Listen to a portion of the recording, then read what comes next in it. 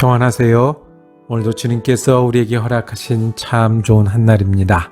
한날 주셨으니 우리와 동행하시는 주님의 은혜가 넘치는 귀한 하루 되기를 축복합니다. 기도하며 시작합니다.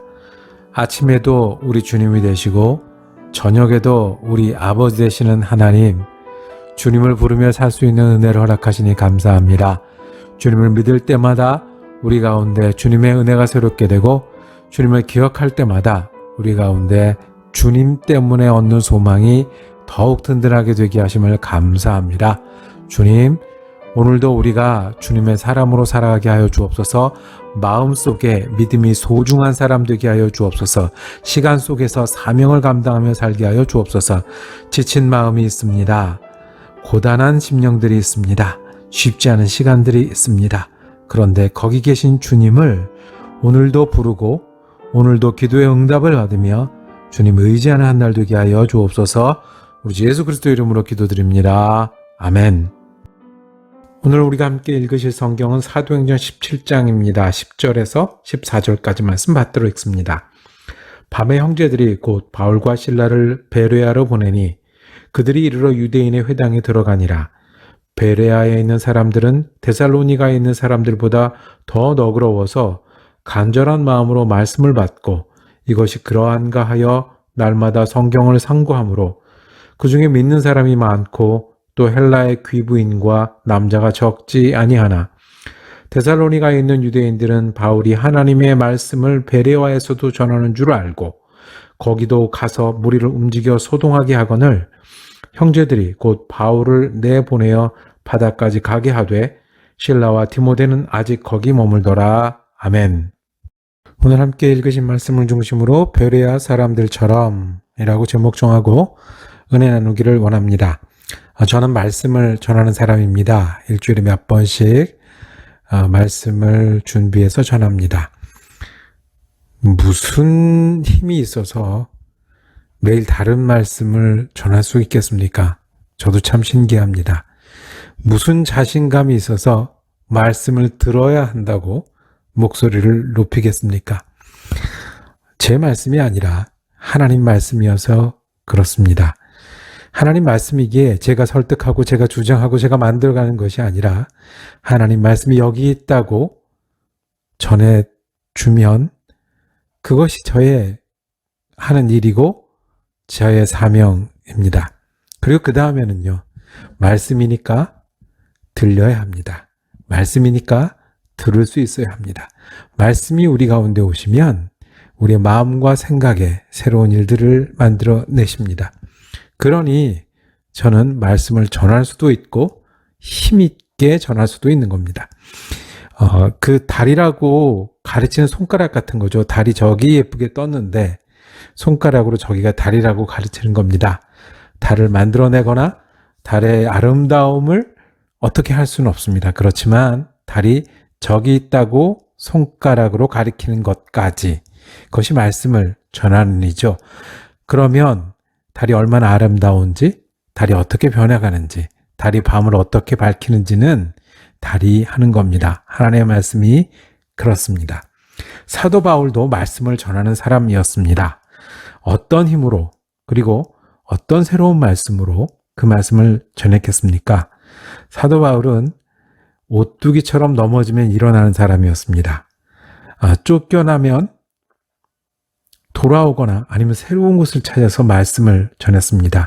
싫어하면 피하기도 했고 대적을 만나면 맞서기도 했습니다. 그런데도 다시 일어나고 다시 새로운 곳을 찾거나 다시 돌아온 이유는 사도 바울도 말씀을 전하는 사람이었습니다. 사도 바울도 손가락으로 달을 가르치듯이 예수 그리스도라는 말씀을 전하는 사람이었기에 말씀이 거기 있고 말씀이 들려져야 하고 들을 수 있고 또 그 말씀이 들려질 때 새로운 일들, 하나님의 일들, 성령의 역사가 되는 것을 믿고 따랐기 때문에 그렇습니다.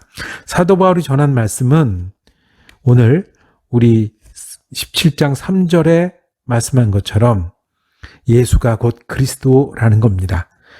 예수를 모르는 사람들이 예수가 은혜로 우리에게 구원을 주신 구세주라는 것을 손가락으로 가르치는 사람이 사도 바울이었습니다. 그러면 그 말씀이 달이 빛이 내듯 달이 아름다움을 전하듯 듣는 사람들, 믿는 사람들, 의지하는 사람들에게 구원이 되고 은혜가 되고 능력이 되었습니다. 그래서 사도 바울은 그 일을, 말씀을 가르치는 일을 말씀이 거기 있기 때문에 매를 맞아도 계속했습니다. 말씀이 거기 있어서 역사하기 때문에 힘이 들어도 멈추지 않았습니다. 그리고 쫓겨나면 다른 곳을 찾았습니다. 오늘 우리가 함께 읽은 사도행전 17장은 사도 바울이 데살로니가라는 도시를 찾아서 말씀을 전하는 장면이 이어집니다. 그곳에서 사도 바울은 예수가 그리스도라는 말씀을 선포했습니다. 4절에 보면 바울과 실라를 따르는 사람들이 생겨났습니다. 그런데 그 사람들뿐만 아니라 이 말씀을 듣고 거부하고 믿지 않고 그리고 흘려버리는 사람도 있었습니다. 그 사람들은 야손이라는 사람들의 집을 침입해서 끌어냈습니다. 사도 바울을 데리고 있었다. 사도 바울이 거기 머물렀다라는 심증을 가졌기 때문에 그랬습니다. 고소했고 잡아 가두었습니다. 같은 말씀을 듣고 같이 달을 가리키는 손가락을 보고 어떤 사람은 달을 보고 아름다움과 밝은 빛을 볼 수 있었지만 어떤 사람들은 거부하고 그 손가락을 싫어하고 미워했던 사람이 있습니다.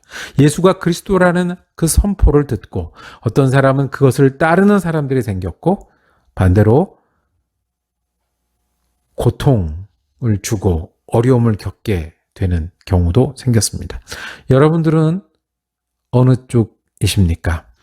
저와 여러분은 야손처럼 때로는 이 복음 때문에 어려운 일을 당하고 믿기 때문에 더 수고하고 애를 쓴다고 할지라도 우리가 그 말씀을 우리 말씀으로 듣고 받아들이는 저와 여러분이 되기를 원합니다.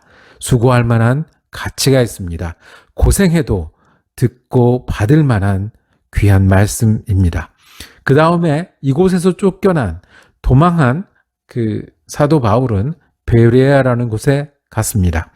오늘 이거 말씀처럼 여기서도 회당에 들어가서 낯선 사도 바울이 말씀을 전하기 시작했습니다. 그런데 베레아 사람들은 달랐다고 했습니다. 11절에 보면 이 사람들은 더 너그러웠고 간절한 마음으로 말씀을 받고 성경을 날마다 상고했다고 했습니다. 우리도 힘든 일 아닙니까? 10년, 20년 예수 믿은 우리도 말씀을 들으며 너그럽기, 맞다 틀리다 계산하고 트집 잡고 뭐가 더 나으냐라고 헤아리기 좋아하는 우리도 그 말씀을 넉넉하게 받기에 부족할 때가 있는데 간절한 마음으로 말씀을 받았다고 했습니다. 간절한 마음이 어떤 겁니까? 떨어질까봐, 잃어버릴까봐, 없어질까봐, 소중해서 그 마음이 간절한 마음 아니겠습니까? 정말 잘 들으려고 그 말씀이 내 말씀이 됐기를 원하고 그 말씀으로 믿고 살려고 그 말씀으로 주님을 따르려고 하는 마음이 간절한 마음인데 베레아 사람들이 그랬다고 합니다. 날마다 성경을 상고함으로 성경이 이렇게 많고 성경 말씀을 들을 수 있는 여러 길이 있음에 그런데도 말씀을 상고하는 그것도 날마다 상고하는 일은 우리에게도 쉽지 않은데 그 처음 믿은 사람들이 너그럽고 간절한 마음으로 말씀을 받고 성경을 상고했습니다. 그런데 그 다음에 또 소동이 또 일어났습니다. 또 바울은 쫓겨갔고 또 어려움을 당하는 사람들이 생겼습니다. 말씀이 있는 곳에 소동도 있을 수 있습니다. 받지 않는 사람도 있을 수 있습니다. 그런데 우리가 야손처럼 수고하고 여러 가지 일을 만나더라도 우리가 예수가 그리스도라는 말씀을 오늘 가슴에 붙들고 사는 우리가 되기를 원합니다. 소동이 일어나도 우리가 예수님의 말씀에는 너그러워지고 간절하고 날마다 상고함으로 예수가 우리의 그리스도가 되도록 하셔야 합니다. 예수가 우리의 그리스도가 돼서 은혜가 되고, 예수가 우리 그 그리스도가 돼서 오늘도 힘이 되고, 예수가 우리의 그리스도가 돼서 우리를 구원하신 그 은혜를 전할 수밖에 없는 그런 사람들이 되기를 원합니다. 기도하겠습니다.